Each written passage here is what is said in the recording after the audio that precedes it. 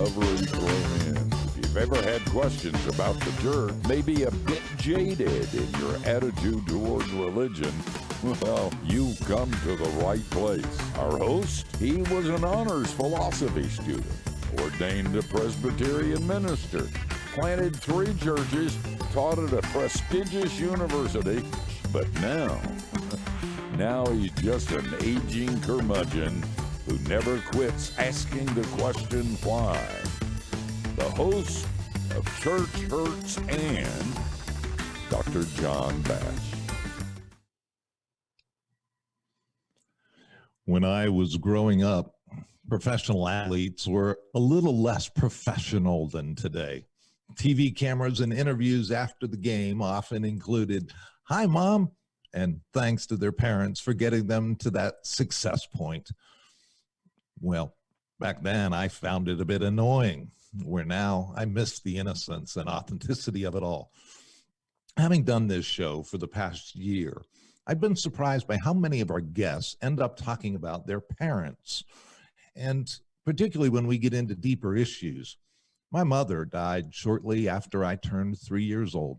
My father died when I was only 22, and I felt handicapped in a way in life. I couldn't take my wife to meet my dad, and it would have showed her a lot about me. I loved my dad, but his failings and flaws impacted me for years into the future. In fact, really even they still do. When a new baby comes into the world, it's common for the adoring family and close friends to make comments about how they have physical attributes of the mother or the father. I find it ridiculous, impossible to discern, and as reliable as your daily horoscope.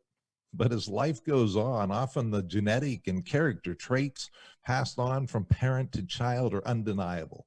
Parents teach us what we should be like and model for us how to navigate this world with varying degrees of success. So what do you do when that thing called nuclear family betrays you, dies, gives you up for adoption, turns to booze, or just flakes in the myriad of other ways possible? What is it like to live life trying to fill out a form that asks your father's name and you don't know the answer? We've all seen the TV shows of adopted children becoming adults and going in search of their biological parents. They're gut-wrenching, or they emit heartwarming conclusions that are much rarer than, I'm guessing, is what's found on the editing room floor. So where would one go to find such stories? Well, certainly jails and prisons would be a place to start. The reality is one wouldn't need to go there even. Just listen to the people around you when they begin talking about their families. Strange and unique combinations of people, betrayal, and heartbreak lurk beneath the surface. So today we have a local business banker in Orange County. Need a business loan? He's your man. He's a great father to 2 handsome teenage boys, active in his church. So let's just open the phone line and ask him about family. Welcome to Church Hurts and Tim Dyson. Thank you for having me. Tim, we're going to be talking about family, but I'd like to start by just give us an elevator speech of your life today. What do you do, kids, that kind of thing? Well, as a commercial banker for one of the big 3 banks in the world, I help small business owners achieve their goals, whether it be through commercial real estate, typical business banking, merchant services, payroll, and I work out of my house like the rest of the world right now through quarantine, but I get to visit my clients sometimes and look forward to getting back out there to see them again. I'm a father of 2 teenage boys. They're athletes, and I just enjoy that time with them. So if you would, your story is just so amazing in a lot of ways, but there is one fact that I have a hard time getting my brain around. Would you tell me how many children your grandmother had? So my grandmother had 23 children. 18 of them lived in a small little town in southern Maryland, near the naval base, and she had a big family and a lot of aunts and uncles and cousins and so on. So, and you can't name them all. You can't name all your aunts and uncles on top of your head, can you? Oh, no way. I couldn't. I couldn't, but they could. You know, their siblings can do that. So it's kind of cool. Tell me, what are your earliest memories of family, your childhood home? What kind of thing comes to your mind when you think of your earliest thoughts? I would definitely say, meals were always great at my grandmother's because we ate in shifts. Um, but those were times that I actually got to see my biological mother, aunts and uncles that would come into town. Um, I would say, those are the earliest memories that I have of family. And I didn't start out at my grandmother's house. I started out with a family before that, that were just a nice family that took me in when my mother gave me up. So, um, and my grandmother eventually took me in because they were moving to California, and she wanted me to stay with the family. So, to your knowledge, from the youngest age, you were kind of thrown into the foster care system in Maryland, right? Yeah, I was in from I think 3 years old on. Wow. Now, but sometimes you'd come back to your grandmother's. From what you tell me, it's kind of like you don't know how many families you were with, or do you? I was told I was with one family from birth till age 3, then my grandmother's uh, after that, and then from there, juvenile hall and foster homes from there. Okay. Well, tell me about this because this part just kind of makes me squirm. But, I grew up hearing all the time, spare the rod, spoil the child. Not because my parents were particularly religious, but simply because everybody said that when they had the excuse. And we had a fraternity paddle in our home, and sometimes I'd get a wooden spoon. But your grandmother was even a little bit more old school than that, wasn't she? Oh yeah, oh yeah. So growing up, I don't know if you've ever seen the Bill Cosby comedy that talked about there would be beatings tonight, and pretty regularly, I would say daily, we would get beaten for whatever reasons, for sometimes just being kids, but switches, anything that she could get her hand on, rolling pin, broomstick, you know, shoe, that's a common one. But yeah, that was a very common practice. And so one night, I'm told, you told me you were locked in your room, and actually they had a latch on the outside of the room so they could lock you in. Mhm. And you just decided you had had enough. Tell me about that night. How old were you? I was 10 years old. I had gotten beaten that night with a broomstick. I had a hole in my back, and we were locked in our rooms every night. And that night, I knew how to get out. I always kept a piece of paper and I could slide it through and get out of there. But I did run away that night, and the first place I thought of to go to was the hospital. So I went 10 miles, ran, walked, stole a bike, got chased by bats and dogs all the way, but I made it to the hospital and was scared because I didn't want my grandmother to get in trouble, but I wanted to be fixed, with this hole in my back. But I walked in, I was scared, and I ran out of there and went to the social services office where my social worker, Wayne Guy, was. And they took me in, got there probably around 6 in the morning. And they took me in and fed me and clothed me and eventually took me back to my grandmother's. So you're back at your grandmother's, and I don't think anybody's going to be surprised that you started acting out a little bit, and that you ended up in juvie. What's juvie, and how did you get there? So, again, yeah, I did rebel quite a bit. I started just leaving the house, and I would run with the wrong crowds, and I'd steal to make money, sell clothes or what have you. And one night I was driving a friend's Fiero, and I didn't know how to drive, and I jumped a curve, and the police officer was right behind me, and they took me to jail, and I ended up in juvenile hall off and on for a year and a half. Juvenile You were hall was driving at what age? What age were you, Tim? probably 11, yeah, about 11 or 12. And juvenile hall was no playground. A bunch of gang members, so you had to fight pretty often to survive. Fight for your food, fight to protect yourself in the bathroom and the showers, and yeah, no real picnic there.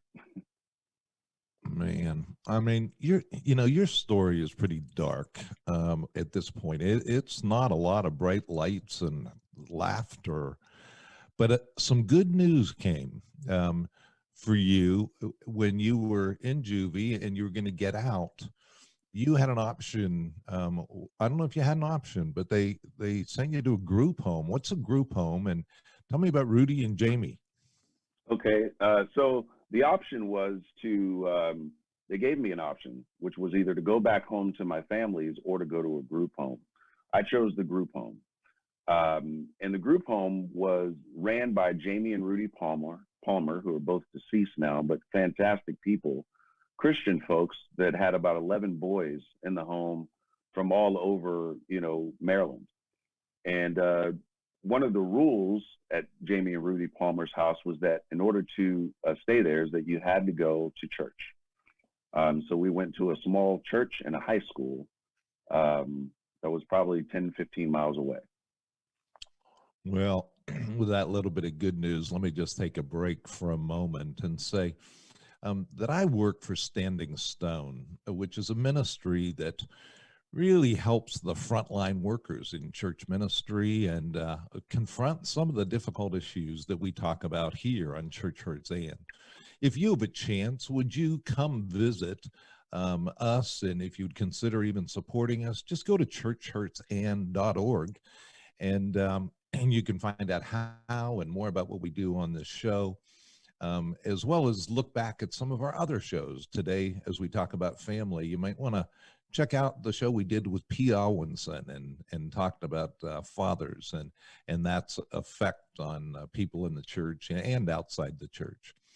But with that, Tim, let's pick up. So here you are. About what age are you thinking that you're being dragged with 10 other kids who've been in trouble with the law too, right? This was their peers. Not all in trouble with the law. They just didn't have, their families were drunks or drug addicts or, nobody could care for them. So I'm probably about 13 and a half, maybe, when I first went there.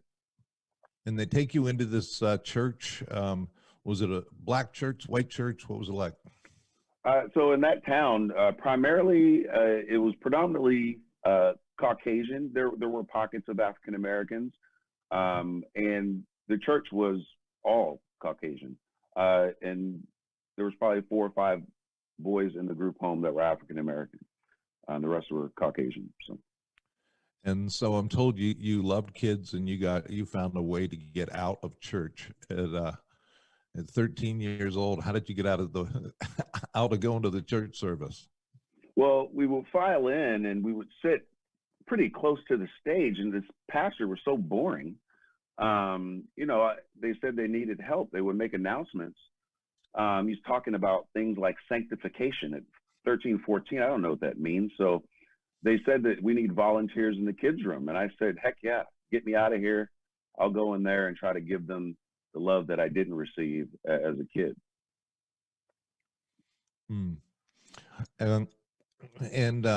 So this went on for how long? A couple years? So the group home, the state of, at least the state of Maryland, their goal is always to get you back to your biological family within a year. So I was in the group home for about a year. And then, I knew time was coming for me to go, and I began to rebel again. So. And so you ended up in another foster home. Tell me about what was that like? Now you're going from kind of at least a loving group home, but you have to leave because you're actually too good. So you end up in this new home, and they have a couple of the kids that you were with in the nursery from those early days. Who were they? Yeah. So one of the kids, the little boy, his name's Johnny, and his sister name was Kate. And for some reason, I just gravitated to them. Uh, they were just, we look forward to seeing each other every Sunday. And I believe that the director of the group home had talked to the pastor of the church and said, hey, this guy, he's about to leave and he doesn't really want to go. And the pastor talked to his wife, and they came to the group home to visit me on Christmas. They brought me a Land's End tie and a shirt I still have today. And they decided to take me in to live with them. And so that was pretty exciting for me because, again, I got another fresh start. And so tell me about the first week in the home, because here you are in this pastor's home now. And what happened with the race issue? I mean, was that a clash of cultures? What happened? Culturally wise, I had been in the group home before, so I'd been around Caucasian folks. My grandmother was a matriarch of the city and where we lived, and I was pretty comfortable with Caucasian folks. And so, living in the house was a little bit different. The first week, my mom, my foster mom, I call her mom now, she took me to the grocery store to find out the things that I would like to eat. And the first thing that I bought was hot sauce. And then I noticed her eating raw hamburger meat, and that freaked me out. So that was a little different. That was a definite clash of cultures there for me. So tell me, everything didn't just become your life just straightened out, did it? I mean, the police came knocking one day. What happened with that? One of my good friends, we went to spring break together, but in front of a 7-Eleven, I socked him out. And I figured I'd just leave and go home, and I did. And the police came knocking. So my mom and dad got to deal with that as their first experience in an all Caucasian neighborhood. You never saw the cops, but they did that day. And I hear that your new dad, that somehow you couldn't figure out why, but he seemed to have a plan for your life, which told you somehow he must care about me if he has this plan, and you didn't understand it. What was that plan? Well, all my life I had people that said they care about me and treated me in bad ways, and it was never consistent. But the one consistent thing that I had next to Jamie and Rudy being in the group home was living in the pastor's house, and his wife. And, they made sure that I went to school. They made sure that I did well in school, and I didn't initially until, Dad fought and fought and fought and fought to get me moved up to honors and AP classes, and I aced them all. I remember my graduation from high school. I didn't want to go anywhere. It was an accomplishment that I never thought I'd have. And, my dad and I went to McDonald's. He didn't give me anything in terms of great wisdom other than that day. He said, this is the first step, and embedded college into my brain. So. What other things? Were there anything else that part of the plan that surprised you? I just didn't, the consistency of checking, I tell my kids now, I inspect what I expect, so, education was important. It was a key to opening as many doors. One of the things, Dad would say is, like, you get as many things on your plate as you can, and that way you can choose from, whatever it is that you'd like. But if you don't have anything on your plate, you don't have any options. So, that was something that, really stuck with me as well. Kind of just to transition a little bit in terms of wisdom you might have for so many people who've been adopted or who have mixed family, confused family backgrounds like this, struggle even into adulthood. I mean, you told me you kept your clothes in a garbage bag even when you moved into that foster home for a year. You were just waiting to be turned over again, and then soon you were an adult. Um, what kind of issues did you still take on into adulthood, still having those questions about family? Abandonment was, a big concern, but I didn't realize it then until adulthood. I felt like people said they loved you, but they really didn't show it. So yeah, I did live in garbage bags, even at my new mom and dad's house for a year. I just figured that after a year I'd move on. So in my adulthood, you know, abandonment, I would get into relationships, do something stupid, as I often did as a kid, get abandoned, and then repeat the cycle over and over again, which led to trying to numb that pain with alcohol and drugs and women, and just doing whatever I could to try to solve this void of not knowing a whole lot about who my mother was or who the people that had me. It was just a vicious cycle that I repeated over and over again, even while being successful and working with many businesses, different businesses in California. So in your family, I'm taking, it was a big deal for you to graduate high school. Obviously, you're a banker. You've graduated from college. It's, I just spiritually, what you're on church hands. So there, I have to just ask the question, how does God play into that struggle? You went through some wild things, still processing this stuff as an adult. Where does faith, church, all that come in? So something I always tell people, if you know my story, that you can only answer it with because of God. My grandmother, was very spiritual. She'd send us to church. She would never go, and my grandfather would go to church. In my group home, we went to church. And then in my new home, we went to church, and it was some of the best times of my life because, I was an athlete in high school, and the guys in the high school, to have competitions. So I'd bring all the athletes and we'd beat everybody. But God was always with me. My Christian camp that I went to, that my family sent me to, Summer's Best 2 weeks. And if you have kids, get them on the list. It might take you 2 years to get in, but what a life-changing experience it was for me. I attend a local church here in Orange County, Eastside Christian Church, and I love that church. They've loved on me for 16 years now. Mm-hmm. And so without God, life is meaningless. He will deliver you in his time, but you do have to put in the work. And I've been fortunate to put in the work, and I can honestly say that I am free to be able to accept the love that my family has tried to give me for all these years, as well as many others.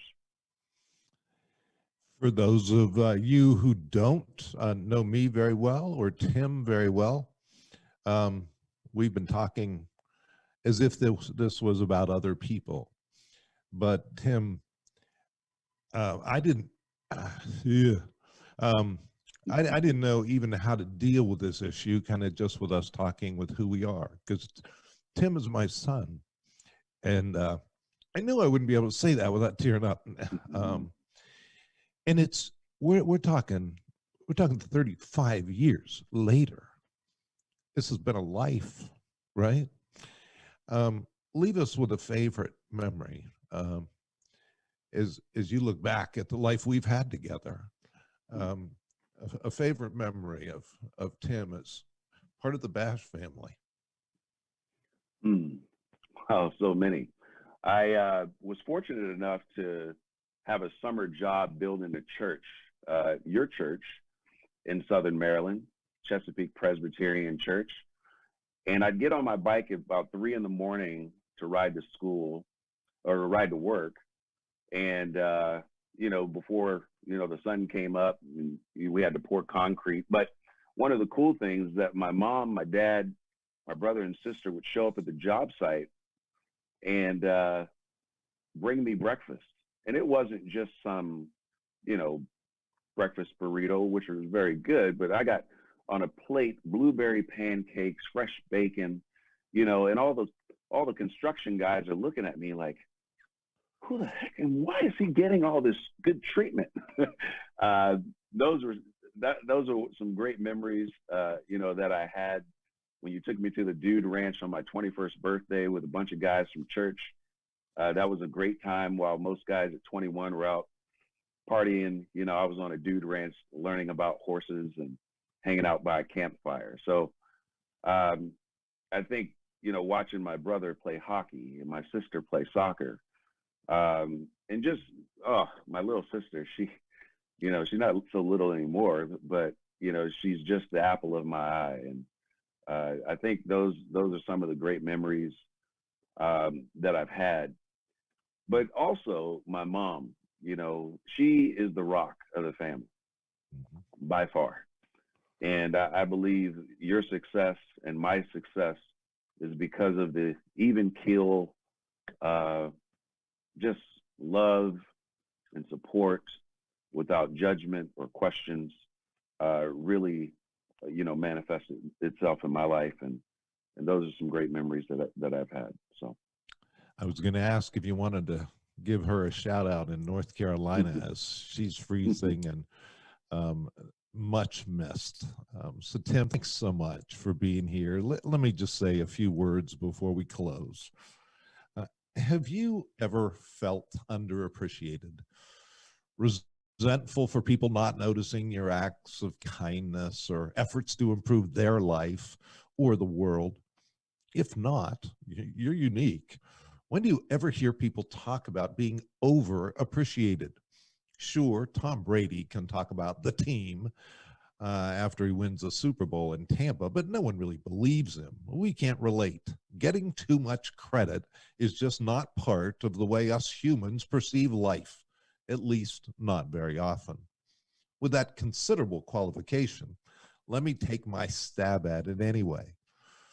I get way too much credit for Tim Dyson. I didn't pray that God would send a broken teenager into our life as we struggled with a 1- and 3-year-old. I didn't have a vision of being a foster parent or have a view of race which drove me to want to have a multiracial family. I didn't have the wisdom or training to take on parenting a 16-year-old when I was only 31. We had an extra room in our small 3-bedroom house in those days. It would be a few years before the little ones needed a bedroom of their own. Going back to a neighborhood I knew was riddled with crime and drugs was not something anyone would want for a teenager making progress in life. So maybe it just happened. Maybe. Or maybe before the foundation of the world, a sovereign, loving God who reigns over all of history beyond our minuscule comprehension decided to use the Bash family as an expression of his grace. Maybe the God of the church allowed hundreds to come through those doors who would miss the message, knowing an unlikely teenager was going to see it. Perhaps Jesus heard the prayers of a struggling mother, overwhelmed to navigate life with a workaholic pastor husband, no other family around to support her attempting to nurture an overactive infant and an ever-ready toddler, and laughed as he wrote the pages of life to make an unlikely match. I haven't been a very good father to Tim in his adult years. I sure didn't have any model to follow, but that's just an excuse. I'm serious, and it's Tim's fault. I'm serious, and Tim thinks it's my fault, and he's serious, and we've lived for years being serious. But now comes the and. Remember, this is Church Hurts and the and life. So from time to time, God comes down and starts laughing at us. And he points out that we love spending time together. We can create a party in a morgue. We're both overly sensitive and stubborn. And we have a love for one another that's deeper than most parents and children ever get to experience. One of those times when Tim was wrong and wouldn't come to Christmas, the kids arrived at my home complaining about him, having stopped to see him early on Christmas morning. I silently loved hearing them support my view of what a turkey he was, at least until my daughter blurted out, "He's exactly like you." Oops, that's one backhanded compliment I rather liked. It's worth a thought. For Church Hurts and, this is John Bash. Go and enjoy God today. Well, that was worth a thought for sure, and brings us to the end of this edition of Church Hurts and. Next week, it's rumored we'll be walking on the edge of controversy, stirring the pot of denial, and finding movement of the divine. Our host, Dr. John Bash, is the shepherd with Standing Stone, a nonprofit ministry committed to caring for pastors and Christian leaders at risk of leaving the ministry prematurely. Come visit us at churchhurtsand.org. Tell us your story while you're there. Until then, remember, church hurts isn't the end of the story. Now go into the and enjoy God today.